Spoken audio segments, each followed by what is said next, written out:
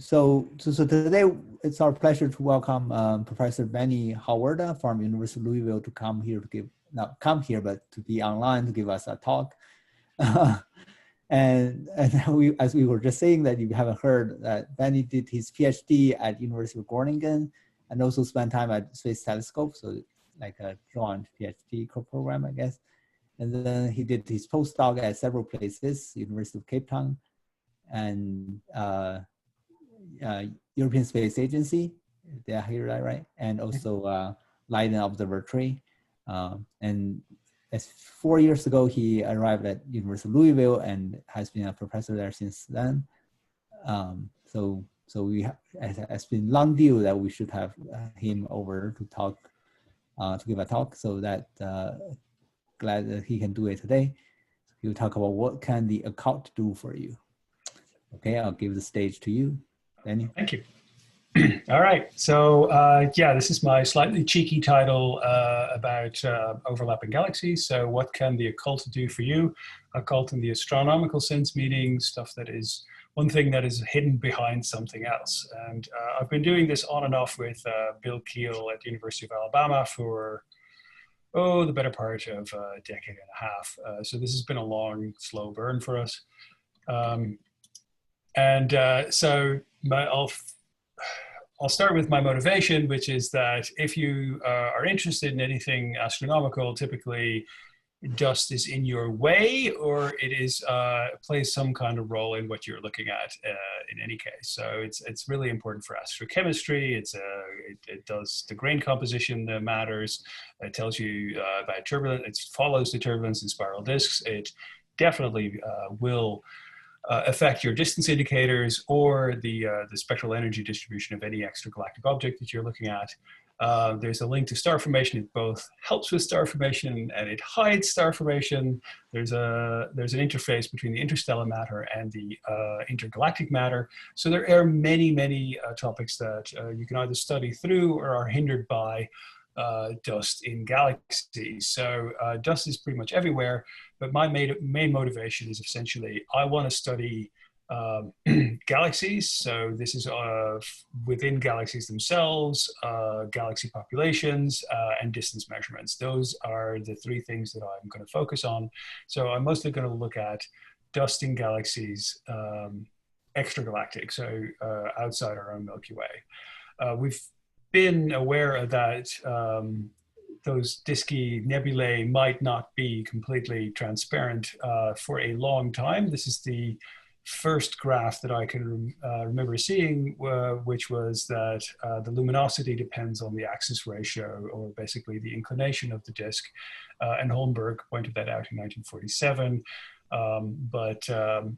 Vera Rubin was nice enough to point out that even Hubble had a letter saying, "Oh, I've seen this like what looks like a little nebulae behind the Andromeda nebulae. So maybe these things are not as transparent or maybe or solid as we think they are."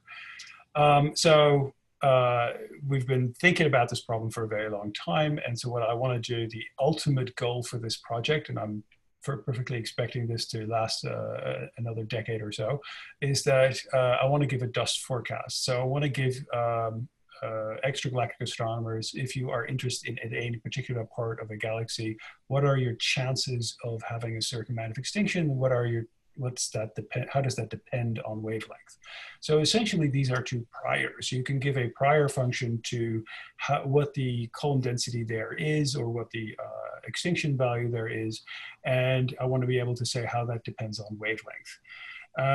And so these are two things these are fairly fundamental questions if you want to measure things in other galaxies.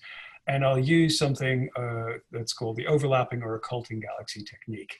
And this is the simplest version of the galaxies that I can come up with. We have two oval-shaped blobs. We have the light from the background galaxy, which is in orange, and we have the light from the foreground galaxy, which is in blue. And then you have an area where the two of them overlap, where you have light from both the foreground and the background galaxy. And so if you really want to figure out what the different contributions in the overlap regions are, you have to assume that both of them are rotationally symmetric. And so if you can do that, as you can assume that both the background galaxies and the foreground galaxies are essentially symmetric, you can say, well, the flux in the overlap region should be approximated by the flux on either side. So I can do a direct measurement from a single filter image of the overlap region's optical depth. So I can say directly how, throughout the entirety of the foreground galaxy disk, what the optical depth distribution is. The trick is that I'm limited by the resolution of the of the image, and I'm limited by my assumption that both of them are rotationally symmetric. The neat thing is that that assumption goes both ways, right? Your asymmetry, deviations from asymmetry go both in the positive and negative for this optical depth determination. So that's fortunately a source of error, but not a source of bias, which is very helpful. Another good thing is that we can measure zero optical depth. So we can literally measure how far out the dust in the foreground galaxy goes. Now, of course, real galaxies are not as helpfully elliptical as that. They really look more like this. The overlap regions are not perfectly aligned where you'd like them.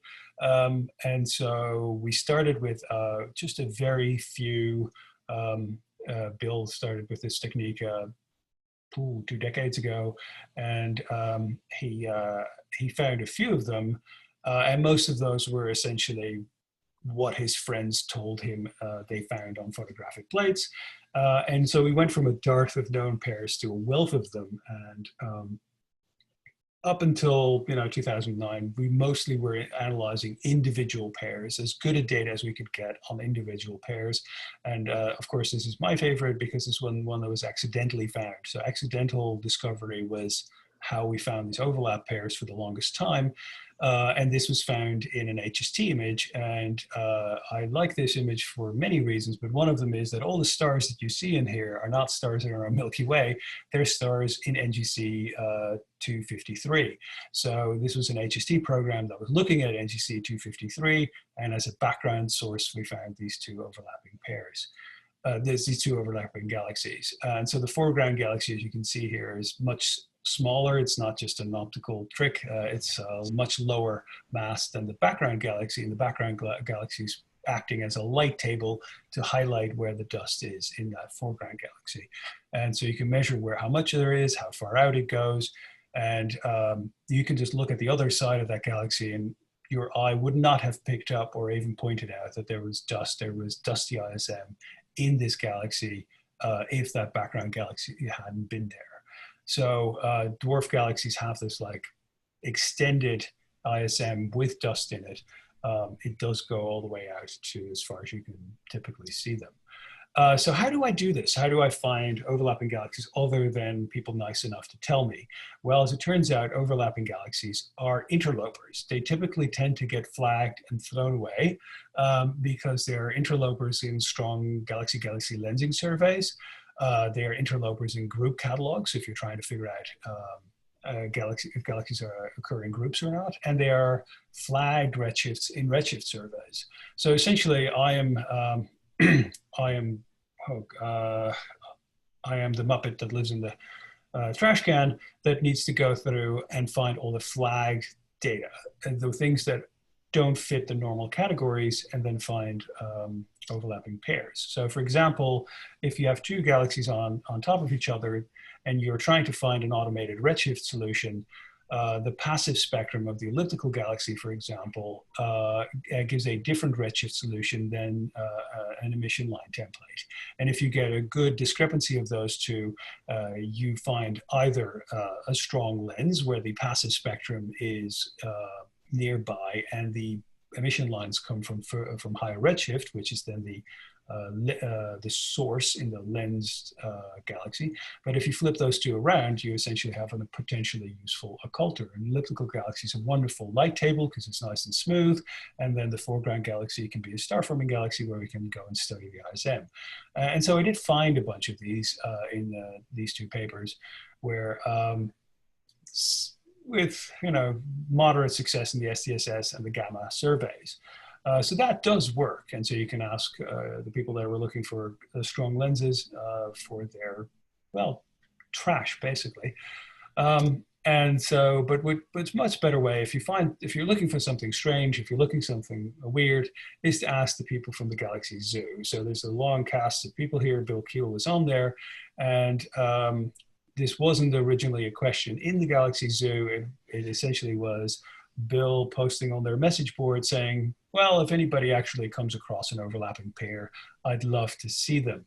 And be wary of what you ask of the Galaxy Zoo crew, because they will answer with their common energy and verve. So you get this, you get lots and lots of different kinds of pairs. And so you don't get to pick what kind of geometry you have. You just get all the pairs in the world thrown at you. And the neat thing is that now, as we're just basically extending this catalog still, but it is over 2,000 pairs now.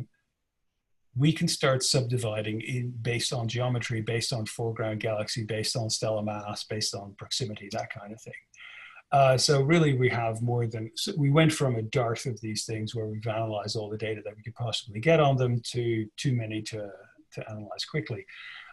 We also found a whole bunch of... Can I ask a question? Sorry. Sure, yeah, absolutely.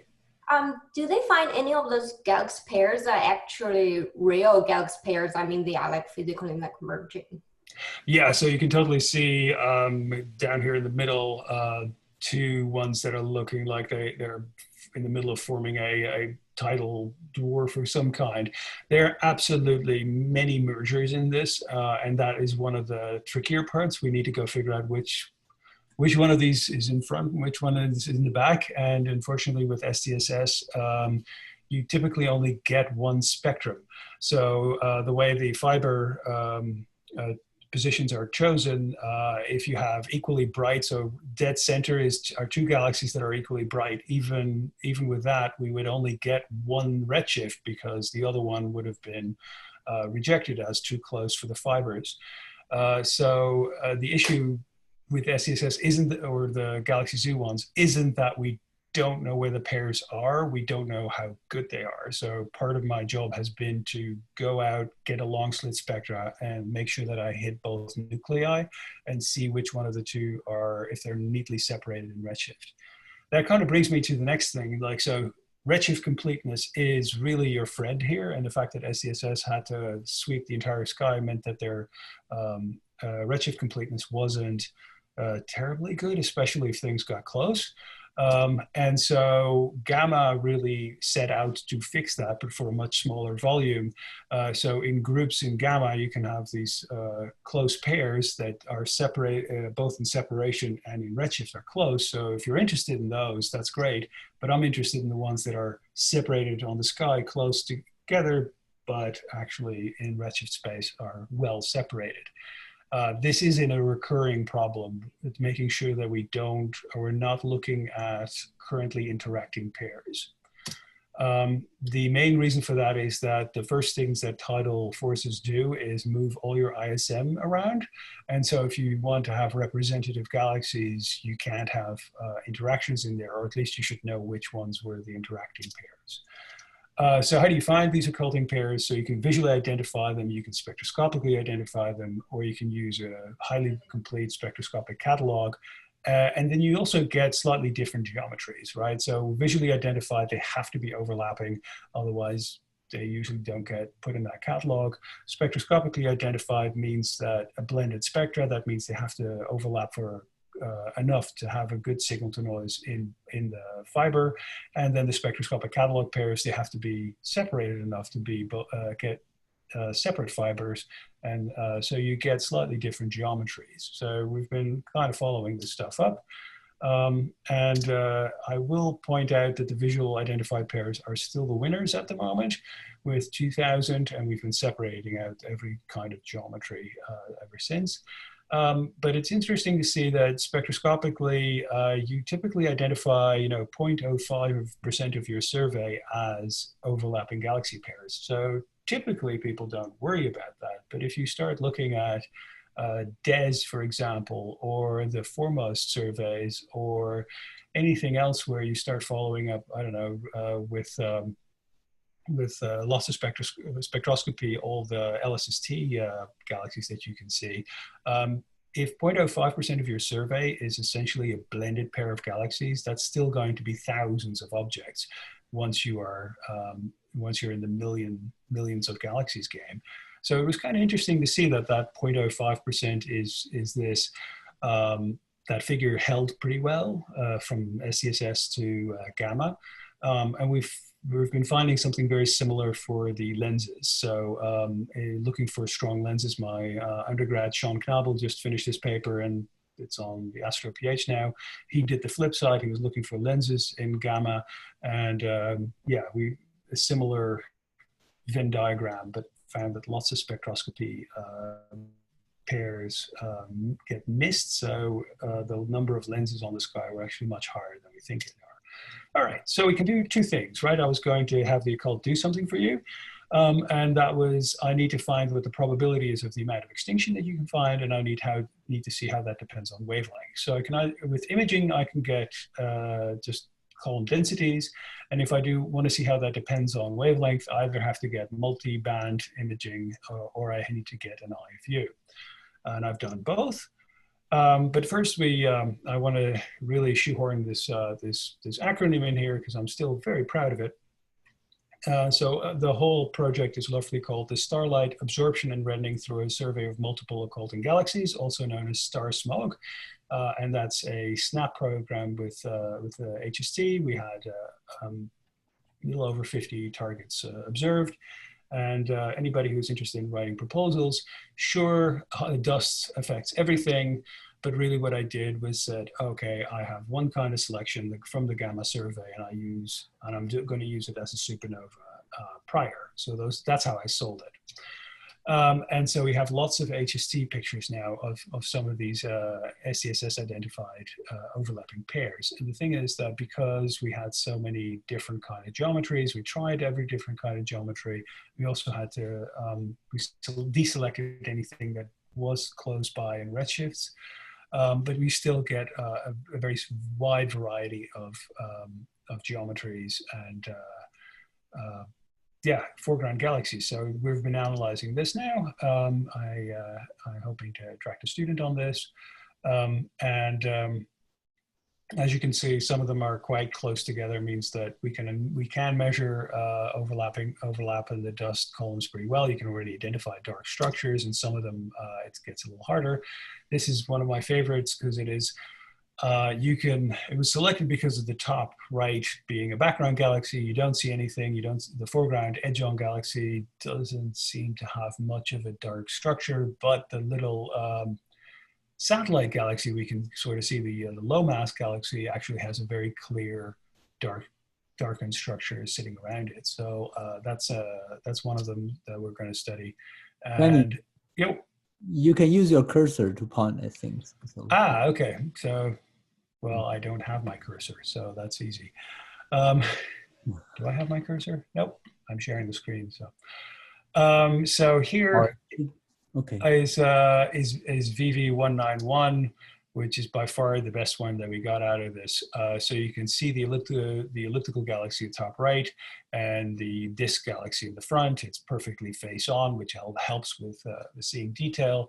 And I love the fact that we go from seeing a spiral arm in the light as you go around clockwise, you can start seeing the spiral structure in the dark and dark structures. So we definitely see the molecular clouds that make up spiral arm structure. What I find very fun is that this extends as far as you typically would see the H1 extend as well. The whole idea of a pristine H1 disk, I think, can be relinquished at this point because there's clearly not just star formation, but there's also the the dusty ISM that is associated with that. So we're going to look at this with a little more detail. Specifically, this is what you see in the SCSS, right? So the trick is that you never quite know what you're going to get. The increase in resolution really helps. You can sort of see some dark spots there, but yeah, they're going to HST, isolating the dark structures. That is really critical. So as you can see this, we can actually subtract the models, the rotated models from both of them, and then start looking at the details. So you can actually resolve the individual GMCs here, and you can start looking at the distribution of AV values, the distribution of extinction throughout this entire disk, pixel by pixel. The reason that I'm so excited about this is that it's not just going to be Hubble this time. The Hubble is doing the optical and the UV part, but soon we'll get the James Webb to also look at this pair. And so we'll have near infrared all the way to UV to map the extinction curve in those dark structures. So that's going to be exciting. So starting from this, from something like this, we'll have a nice pretty picture and then look at the actual extinction curves. So I'm coming back to this because I'm still curious if small galaxies actually have that that wide distribution, or if all galaxies basically have this much wider distribution, much higher radii have dust in them than we think they do. So this motivated, that small galaxy motivated to look for star smog light, which is another HST program, where I take the overlaps that I've got good redshifts for, and specifically the ones where I found a smaller low mass galaxy in front of a bright background galaxy. Now that was a really rare occurrence, and I had a lot of what are essentially chance. So they would be behind the bright spiral, or they wouldn't be they would be at the same redshift, so they'd be interacting. But I was very curious if if all these dwarfs had a beard, and so we had about 6 of them that definitely were foreground objects identified using the William Herschel redshifts. And so these 6, we've been getting some HST snapshots on as well, but this time they're colored. And so I'm hoping to look at this in more detail, again with the student, to look for, the dusty structures that you're seeing here, and the smaller 10 to the 9 solar mass disk galaxy is in fact in front, so we can go and examine what the dust structures of dwarfs look like and how much dust mass they actually have and how it's distributed.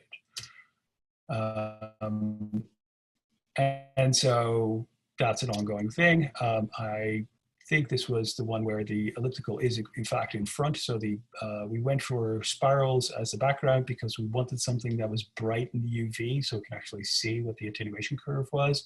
And with an attenuation curve, you can actually tell whether or not they're like the Magellanic Clouds or not. So that is that's the goal for this program. And so we have imaging, we have higher resolution image, we have Hubble pictures, and we hope to get the probability functions for AV, and then getting multi-wavelength, so multiple filters, we can hopefully find what the wavelength dependence is as well. And so we've got one program that Bill did in 2014 where Swift and XMM have UV capability, and so we got UV images for this particular pair. This is a wonderful pair, as in it's very well studied. It's not such a wonderful pair, as in that it's an ongoing interaction, so it's not quite clear how typical that is. However, because we've got the UV information as well, you can start figuring out this is the attenuation curve. So as a function of wavelength, you get the amount of extinction, and there is in the case of our Milky Way, there is often a bump right at 2175 angstrom. So that's where you want to see if there's that bump is still there, or if it's a smooth curve that's very much similar to the Magellanic Clouds. And so that's the kind of thing that we hope to actually observe. Unfortunately, only NGC 2207 had the spatial resolution to say anything. And it looks like it is very much consistent with the Calcetti curve. So, star-forming galaxy, not too strange. But it'd be very interesting to see if that bump is actually in other overlapping pairs as well. But it's ultraviolet imaging is hard and is getting harder as you don't have, as Hubble's UV cameras degrade a little bit. So I'm looking at Swift, I'm looking at the Indian UV satellite, and so we're trying to find a place where we can get more EV images from these pairs, because this is where we're going to have a wealth of information in the optical from LSST. We're going to have a wealth of information in the near infrared from Euclid and W first, and all that stuff is going to be fantastically high resolution, and we're going to be able to map attenuation curves in all the overlapping galaxies that we can find. And yet we can't really distinguish the the attenuation curves, because these are all the different kinds that have been proposed essentially, and some of them have the 2100 angstrom bump and some of them don't, and it's a little unclear which one I should prefer in extragalactic work, right? So which one is Milky Way galaxies all have a bump, and anything smaller than the Milky Way doesn't? What's the best one to work here? Or star-forming galaxies have no bump, and the more passive ones do have a bump. Different chemistry, hard to say and hard to distinguish. We really need we need UV information, and so that is a big motivator for me to hope for a SMEX mission of some kind that does UV, because we need about 3 photometric points in order to see whether or not there is a bump or not. So if you do this with just optical, so this is that same pair that I started with with HST that we accidentally found. The neat thing is that we had multi-wavelength information, so we have it in B, V, and I here for going left to right, and you can see that the clouds are more pronounced, darker, a little sharper in the bluer filters than they are in the redder. And so you can say, well, how is pixel by pixel? How is the attenuation curve? How does it look like? Trouble is that it is virtually indistinguishable from a Milky Way curve, again, because we only have information in the optical. And so preferentially, I would get some UV filters on this. And so what can you say maybe from spectra? We're now living in the era of IFU, and this is a VMOS IFU of that same pair, where I'm trying to compare spectra from one end of the foreground galaxy compared to the other one. And so I can say, well, the background galaxy is the red curve, the overlap region is the green one, and then I have to take the ratio. So as you can see, that becomes a very noisy ratio of 2 spectra. The good news is that unlike anybody who does spectroscopy, I don't particularly care about wavelength resolution, because I'm just interested in something that happens across the entire bandwidth. So I can smooth this spectrum as much as I'd like, which I did here, and then you can fit the attenuation curve that describes it best. And that's essentially, so I used a Cardelli relation here, but we noticed that these, the RV for these values is still fairly low. And that comes from something called the Matryoshka effect. But you can fit them in every resolution element that I had, which admittedly wasn't a lot because BMOS is a first generation IFU. But you can see that there's already a fair amount of variation in both the values for RV and the values for AV, and not much of a relation between the two. So that's good to know.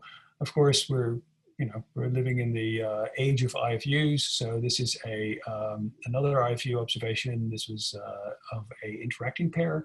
So there was archival HST data, and there was the hexagon of the Khalifa observations that included neatly the overlap region. So I could do the same thing there. The interesting thing there is that a lot of the low column density dust is essentially missing.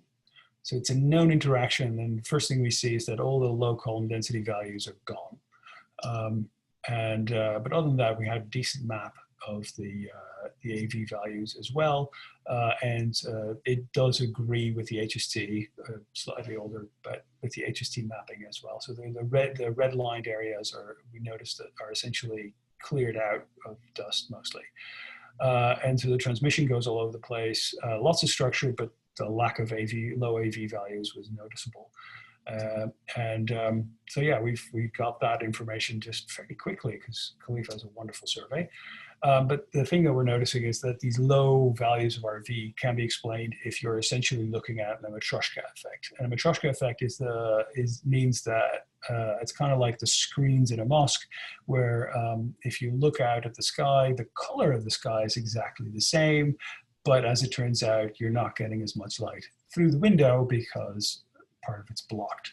And so you will see that your dust is completely blocking some of the light, but not reddening it as much. And especially if you are rearranging everything into dense dark clouds, you'll have some light missing, but you won't have reddening.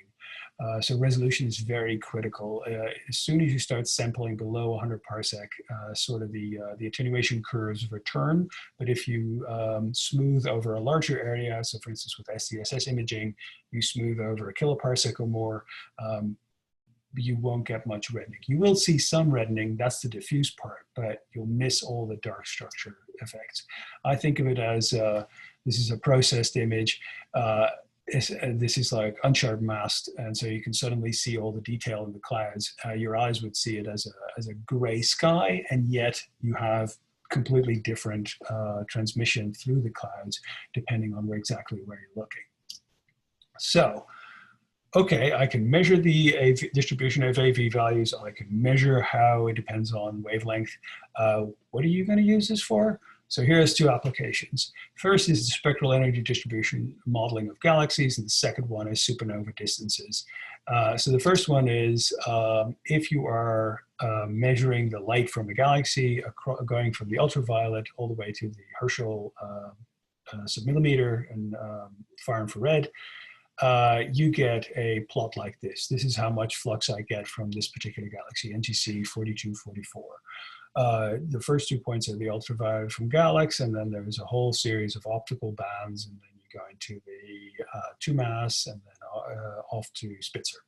So this is the data from McLachlan 2011, and you can model that by basically doing a trading, doing a photon economy, where you say, okay, I've got this many stars, putting out this many UV light, this much of optical light, and I'm going to model that for anything off the below 10 micron is essentially starlight with some PDHs. And then I have to dim it, and I'm returning that energy that I took out using dimming as far infrared black body. That's the second curve all the way on the right, around 100 micron. Okay, that works. This model seems to perfectly explain all the points. That works fantastic. And then as soon as you add some more submillimeter data, you realize that this is a logarithmic plot, and some of those flux measures on the submillimeter side are very much off from your curve. So how do I fix that? Well, first, keep an eye on the left, which is the submillimeter image. So I need to make a new model. I'll use trading, which is a different SED model, to fit through all the points. And it works great, but it's a smooth galaxy, and the ISM is completely smooth. So I just have a diffuse component, but it does seem to do an okay job, especially at the submillimeter end. However, as soon as I stick everything into clumps, it's already 10 times more dust, and my dust emission curve completely crashes. So it looks a little bit more like the actual submillimeter image that I was getting. It's not a smooth disk, it's a bunch of clumps, clearly. But only if I heat some of the clumps, about a quarter of them, I stick a star formation region in, then there's enough intermediate heat, intermediate temperature dust as well to actually fit all the points. But there's 10 times the amount of dust in this galaxy than you would get from a smooth model. And so you need to know what the clump size distribution is if you want to do a proper SED model of a nearby galaxy. You've got all this information, yet you need to have a prior saying you get this many clouds of a kiloparsec size, you get this many clouds of 10 parsec size, and this many in between. That is something that you can make a prediction out of based on theory, but I'd like to measure that so that I can just kind of hand that to the SED modelers. Part of that is that we know from SED modeling that we're seeing more and colder dust, relatively more and relatively colder in smaller galaxies. And so one of the things is that maybe it's because it's distributed differently, so it's actually further away from its heat sources. And if you look at a beard like that, you kind of go like, well, the stars are in the middle and the dust is a little more on the outskirts. If I just move some dust in cold clumps out a little further away from the stars, of course it's going to cool some more and I can have more of it sitting around. So this would explain a few things.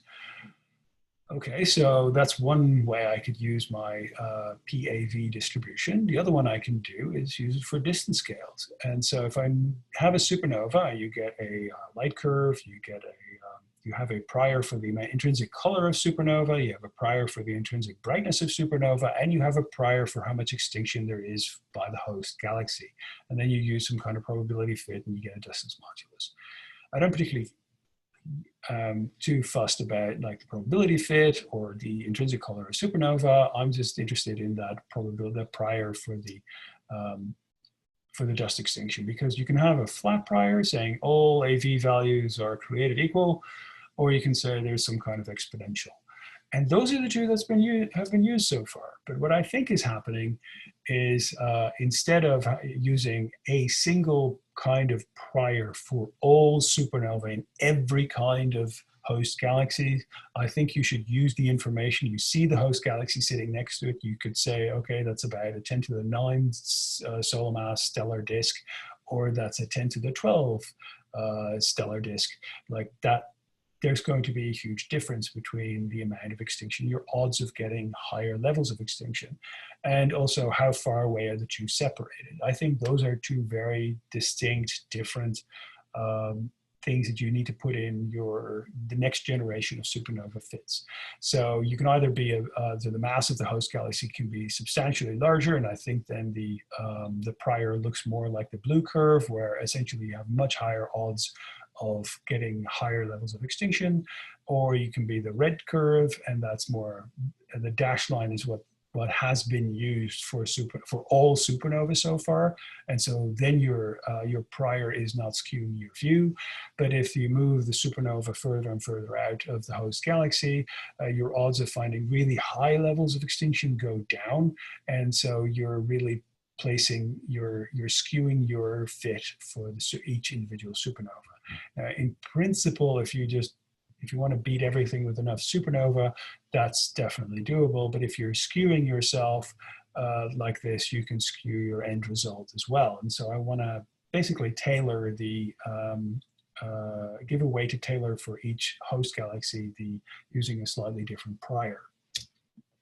So I actually tried this out with a grand total of, drumroll, 3 overlapping pair AV distributions. I'm just going to say each pixel, this is my, each pixel has an AV value, and I get a exponentially-ish looking distribution for all 3 of them. Mind you, this looks to me more like a log normal, but I can fit exponentials to them and at least get compare them to the exponential drop off, the red line here. That's typically used for supernova.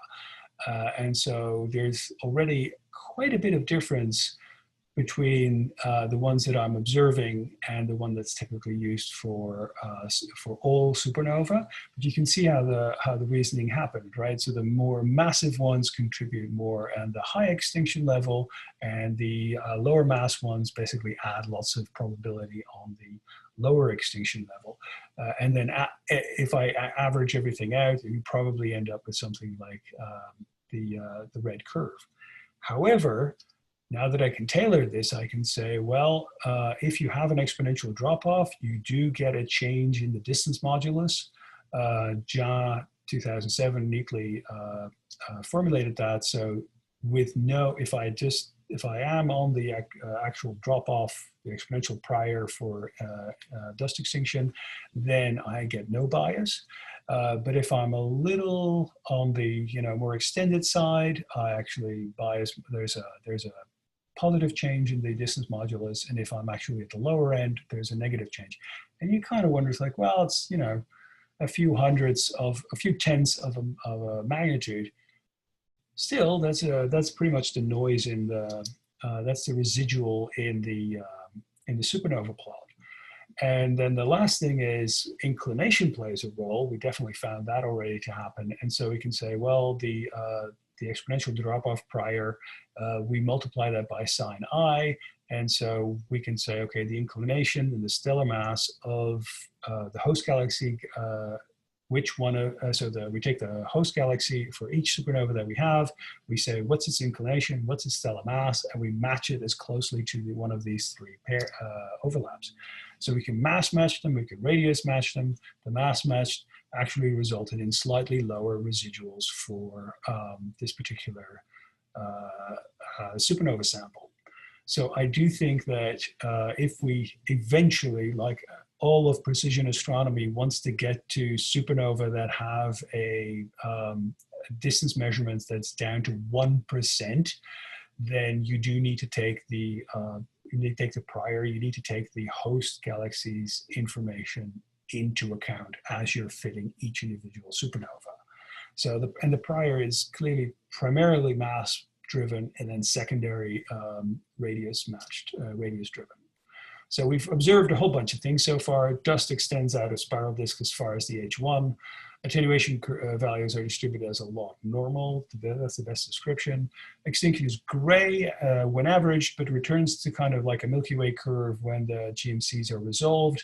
I say Milky Way curve, but you know we see something consistent with the Calcetti curve in star-forming galaxies, but Milky Way curves, Calcetti curve, in the optical, they look very similar. So really we want UV data there.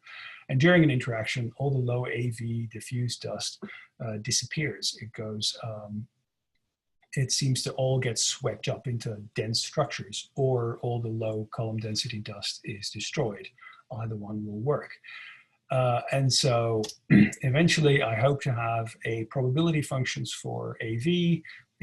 What are your odds for a given line of sight through a spiral or other galaxy? We have lots of elliptical overlaps as well, has a certain amount of extinction. So you can actually say, these are your odds. It's a forecast. It doesn't mean that it's going to be a single value.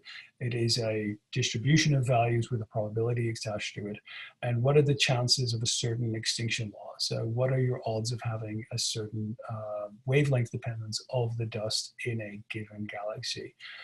And then more of as like a very general term, don't forget about Oscar. If you have a sample selection, your discard sample could be somebody else's sample. It's quite wonderful if somebody has done a good job of identifying the biases and et cetera, and then ends up with a discard pile. That could be very well somebody's science case. So thank you very much. That was my my colloquium. I'm quite happy to take more questions if you have them. Thank you very much, Benny. We can all give our clapping on the, the icons. And any questions for Benny? I have just a remark. I was actually also impressed that you need the UV capacity, right? We don't have enough UV observatories. Swift is one, but you need something that has higher resolution than Swift, than the Swift UVOT, correct? I mean, you basically depend with your galaxies and primarily because they are at higher redshifts, right? You need something like HST. You need more HST imaging then. Is that correct? No, we've looked for, we have a sample. So the initial star smog sample was selected that we would resolve the GMC with in the foreground galaxy with HST, and so we have a sample of nearby galaxies. We also have Spitzer data on those, so we have a nice baseline with in the far infrared. Spitzer and Swift complement each other wonderfully. But we will be limited by essentially the resolution of about 1.5 arc seconds. The neat thing about Swift is it has 3 UV filters, 2 of them in the near UV and 1 sort of in between the 2 Galax filters. Galax is unfortunately not very useful for this. No, because they're too broad, right? Broad filters, and broad and low spatial resolution. I did the nice thing about the Indian UVOT instrument on their satellite is that it has more filters. So it actually has a silicon filter right on the 2175 angstrom bump. But it turns out scheduling a satellite is an art on its own, and they are having a hard time getting more than 5 minutes of science time out of each orbit. Oh, wow. Yeah, Oh, wow. so So it's not like Swift where you can get half an hour of observing time per orbit. yeah, so they're learning. It's a wonderful instrument, and I think eventually we will get something out of it. But I jumped on that chip a little too early, so I got very very low sensitivity data. So there you go. I think Swift actually is our friend here. I did try to do this with HST. HST is good resolution, but it is a UV instrument only if you discard any other UV instrument. It is a very, it struggles with the UV parts. So most of these were snapshots. VV191 has a UV complement that was 12 orbits. So you go from 1 orbit to 12. Yeah, and Swift is very efficient, especially, you know, if you do imaging, if you do photometry. I'm always surprised with my AGN sample too. You get something like 100 seconds and you get really good images with that. So Swift will do, but yes, preferably I would like something W first E, but you know, recoded and then using UV detectors. Because if you've been to an SPIE, the first thing the UV people will tell you is that suddenly their reflection has gone from 10% to 90%. So suddenly you can bounce your photons more than once. And it is a fantastic increase in both detector sensitivity and coding efficiencies that I'm really feeling that even a moderate SMEX mission would really deepen our knowledge of the universe. I totally agree, because that's really the capacity we are missing, that we have so many infrared capacities now and also planned for the future, but there's nothing really planned for the UV. Which is, you know, wide open for a SMEX mission. There are several missions planned, so I keep writing this science case as one of the many that are being offered. So there is one, for example, that is it's up in Canada, and now I can't remember what its acronym is, but it's a 1 meter telescope in the near UV, and so that's going ahead still, but again, long-term thing. But that would make a very nice complement. It roughly has the resolution of Euclid and W first, for example. There is a NASA mission under study, same idea. And of course, if we get LUVOIR, you know, we're all, hallelujah, that'd be fantastic, because you can do this you can do this out to redshift 1. You can literally see the extinction curve down to a GMC through most of the age of the universe. So provided, you know, somebody gets you time on an overlapping pair that you found, but you can definitely do this. You can do this to much greater distances than you think. Already with HST, you can find some in Cosmos, for example. So, okay. Cool. I have a question. I want to ask that you say that when we average over a large scale, that the extinction becomes gray, and how gray does it get? And does that mean that when we are modeling isolated galaxies, that modeling their ICD, the extinction curve we should be applying is actually not quite the same as causality, but maybe we want to. And it depends on how you're modeling it.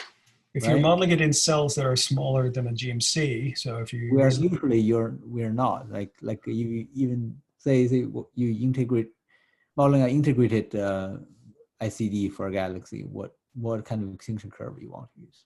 So the physical thing that's happening is an extinction curve like Alcides. So on single lines of sight, that's what's happening. But if you integrate all of those together, you're essentially missing completely block light compared to, you know, slightly reddened. So I've been talking to Martin Bass for a long time. He has the Fitzgerald SED modeling. That's, I would consider, state of the art. And they would get a central opacity of about half a magnitude in the V band based on their SED models. And yet, if you're looking at overlapping galaxies or even other techniques, I did my PhD on counting background galaxies, and even if you use those, the amount of extinction is more like 1.5. We're still missing about 40% of the dust that way. So we're definitely if you're using integrated SEDs, you're underestimating your star formation rate, you're underestimating your stellar masses by the sheer, missing light because of its own ISM. So those are the completely blocked regions, but I guess what extinction curve should we be using for modeling integrated SED? That really is sort of like the average of the part that do go through, right? Correct. So we have Calzetti's curve, and the other ones are based on the Balmer decrement, which has biases. There was another paper out about that recently. Yeah. And all of it comes down to it's a mix of dust and stars, and it's all geometry. And at many people kind of run up to the geometry thing. I've seen the geometry. The earliest paper that I've seen was 1984 by Nota and Panagia, who already point out, like, yeah, the average optical depth that you're measuring is completely different from what it actually is, because it's a mix of optical depths. I think you should start thinking about using a mix of attenuation curves, right? You're going to have a mix of, MagPhys essentially does this, for example. They use a different SED for star forming regions versus the rest of the disk. And I think we're going to use these measurements as a prior for how many of the different kinds you need to put in, because otherwise you're going to end up with a flat prior. You're going to say, I'm going to do equal amounts of star forming versus Milky Way. The other problem is that we've essentially got individual line of sight measurements for extinction curves only for our Milky Way and the Magellanic Clouds, end of list. And so I would love to have a few extinction curves that include other galaxies, that include, for example, do we see, so VV191 is a wonderful example, do we see a change of extinction curve as you go from a spiral arm to an interarm region? Right? Do you see like that bump start appearing when you are going into a star forming region? Or is it something that only happens if you are further out or away from AGB stars? Who knows where this stuff comes from, right? I mean, if you talk to ISM people, they still haven't, we still haven't figured out where the dust predominantly is produced anyway. So it'd be interesting to see where the extinction curves dominate, which kind dominates where. So I think you showed something along the lines.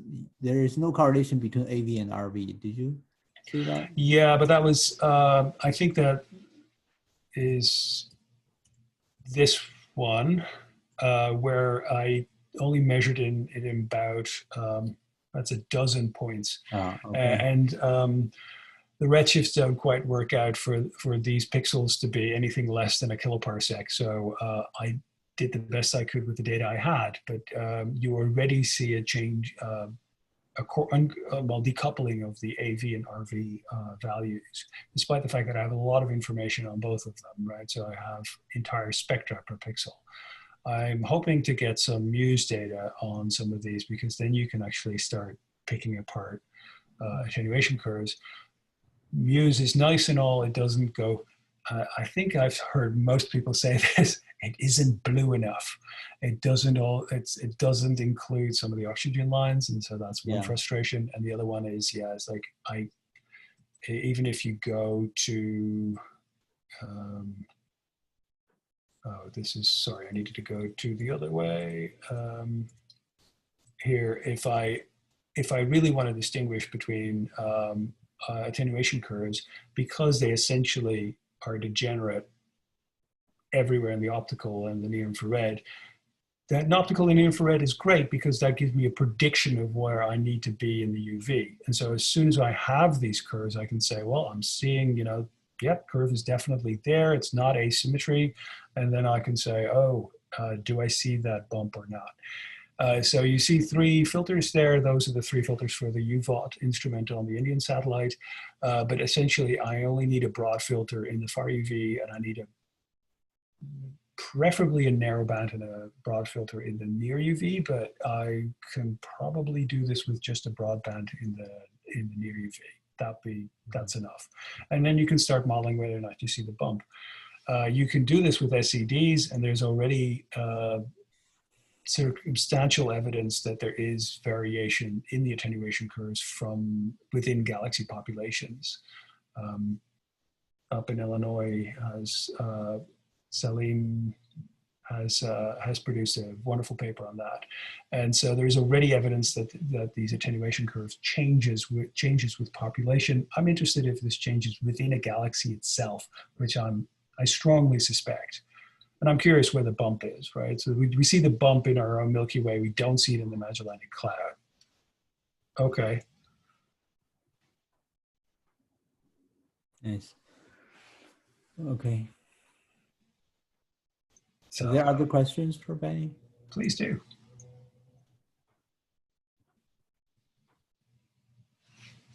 Hi, Benny. This is Yuan.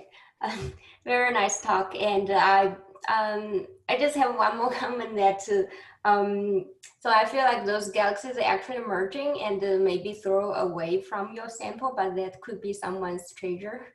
And so I think it may be worth just publishing a catalog of galaxies that are actually merging. So I totally agree. I should stick to my own advice, right? So we have, Bill has produced the catalog in 2013, and it has various, it has the redshifts associated with it. It has the morphology of the pairs associated with it. So we get like 2 ellipticals, an edge-on, like an edge-on as a background is quite interesting. An edge-on as a foreground is interesting because you can see vertical structure of dust, if there is any. I think that might be a good place to start if you are interested in things that are close enough in a redshift and are interested to calibrate, for example, how well morphology identifies a merger, because one of the things you talk about with LSST is these tidal tails. Do we see tidal effects every time? The thing is that you see tidal effects for some of the time, part of the mergers. And so this might be a good calibration sample. It's all on the Galaxy Zoo catalog page already, so that it's definitely available. And also like just from a galaxy evolution point of view, and there is been long discussion that how galaxies quenched them early on from like Phil Hopkins theory work that it's basically they are arguing for mergers because they can change 2 things at once, star formation rate and morphology. And but the problem with this scenario is that mergers are not as much as expected to explain the fraction of galaxies that are quenched.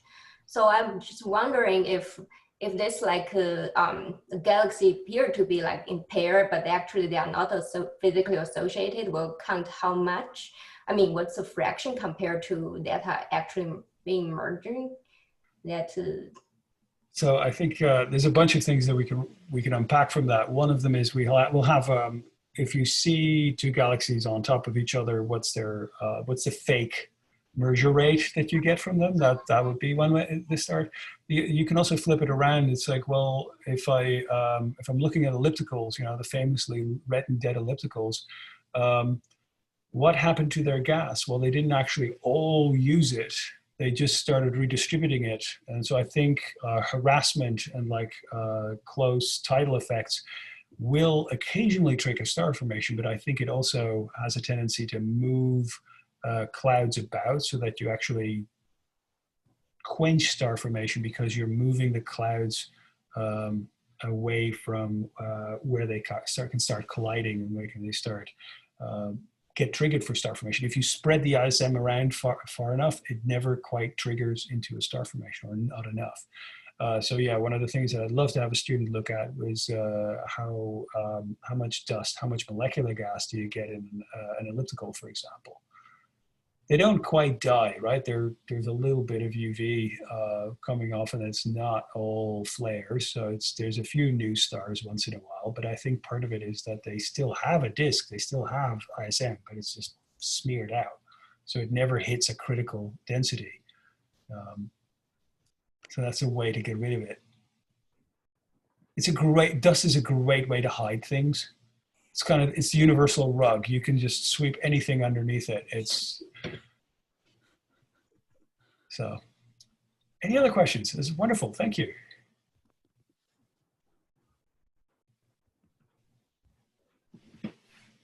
I thought I'd go for a Kentucky theme from a background. So. Nice. Well, to end on a Kentucky theme, how are things in Louisville? Oh, it's fine. Where you are, it's calm? Yeah, sure. I mean, a lot of my students are at the protest, so. What's the geometry in Louisville? U of L, I've been there a few times, but you're not near city center. You're not where the action is. Well, Barstone Road is a block from here, and if I just go a few blocks towards the city center, that's where the protest was yesterday. So I'm sticking indoors. Yeah, we are on lockdown for the evening, so that should be interesting. It's been very surreal. Yeah, my son was very close to the Minnesota riots. They live up there, so it was. I wouldn't call this riots. It's definitely protests. I mean, I can hear the helicopters go over, and the police seems to be out in force. But by and large, these are protests, not riots. Okay, we'll be safe. Yep, should be fine. Any astronomy questions or? Yeah. Okay. If there's no more questions, then Thank you. let's thank Benny again, and thank you very much for giving the talk. Yeah, Absolutely. thanks for coming, Benna. Anytime. So, And we keep in contact, planning our next meeting. Yeah. or possibly a UV satellite. Yeah. Yes, yeah, actually, yes, exactly. That's what, we should come together about this. So let's build this satellite in Moorhead. Sounds good. All right then. Have a Okay, good one, y'all. see you guys. Bye. Bye.